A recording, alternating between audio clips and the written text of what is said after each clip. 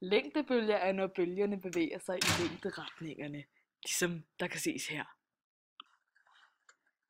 Tværbølger. Svingningerne sker vinkelret på bølgens udbredelsesretning, som kan ses her.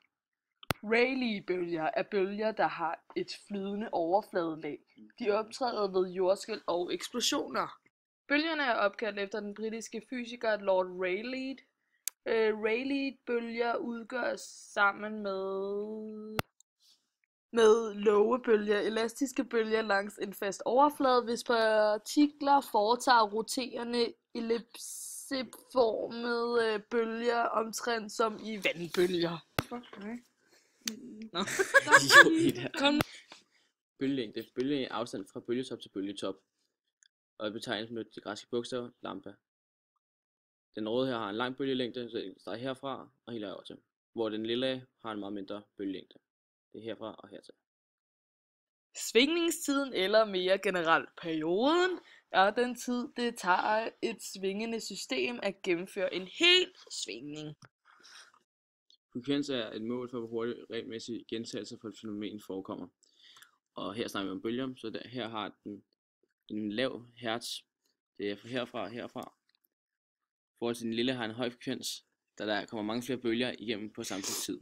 Her er der en bølgelængde. Her foregår der 1, 2, 3, 4, 5 bølge. 6 måske bølgelængder. En amplitude, et signalniveau eller en signalstyrke er et ikke-negativt tal, som angiver, hvor meget en svingning eller en bølge svinger væk fra hvilestillingen. Når to bølger mødes, bliver det den sammenlagte amplitude. Når de så har passeret hinanden, får de deres gamle amplitude tilbage. Bølgeformen er hastighed er lige med ampere gange frekvensen. Tidsrummet er det samme som 1 over frekvensen, og frekvensen er det samme som 1 over tidsrummet. Det er den, fordi at hastigheden svarer til afstanden på en bølge delt med tidsrummet.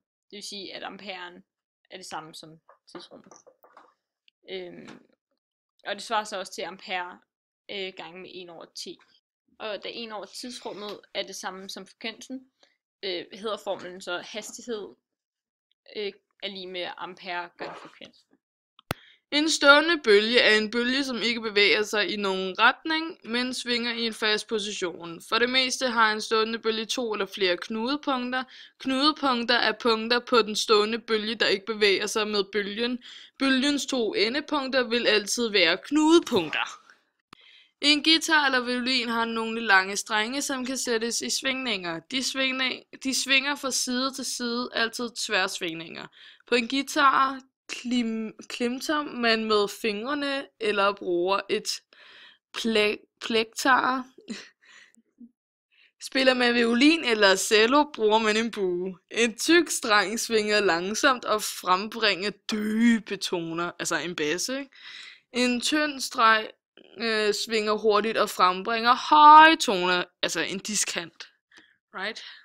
Som I kan se, er det her en blokfløjte. Lyden fra en blokfløjte dannes, når luften fra mundstykket sættes i svingninger ved at passere en skarp kant under det store hul foran mundstykket. Fløjten har desuden bag et tommelfingerhul og foran 7 huller til de andre fingre. Ved at lukke hullerne i forskellige kombinationer, kan man opnå, at forskellige stående bølger i fløjten forstærkes, og at fløjten derved spiller forskellige toner. Hullernes placering og størrelse har betydning for, hvilke toner der kan dannes. Boom, så er vi færdige.